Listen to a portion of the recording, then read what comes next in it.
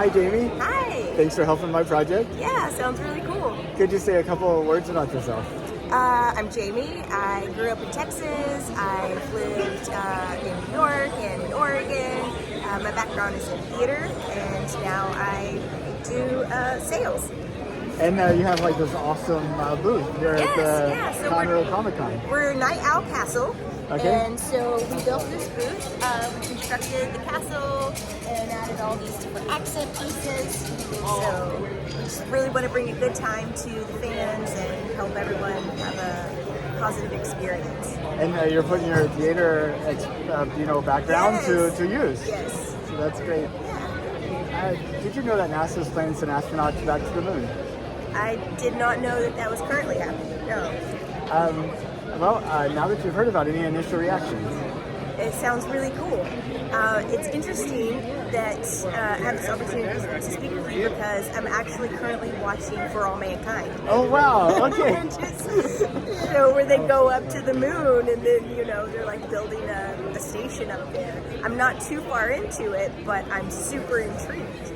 I think that movie is like so well done from like a production standpoint that if you weren't familiar with like the history, you could really leave it with like different ideas on what really happened. Like It's like so well done. Yeah, I agree. It's a neat movie. It's kind of interesting. What if the Russians beat us and we had to beat them further? And right. Kind of thing. And then a woman on the moon. How amazing is that? When does that happen? I think 2026.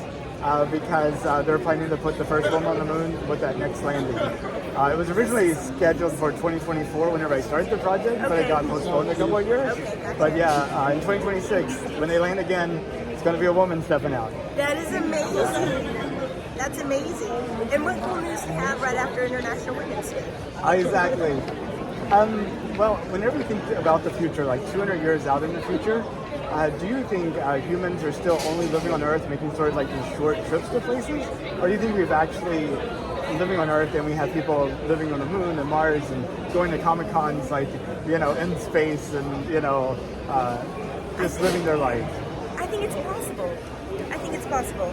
In the last 100 years from now, we've invented cars and planes and computers and all of these things that have progressed us so forward with technology. I feel that in another 100, 200 years, we could get there.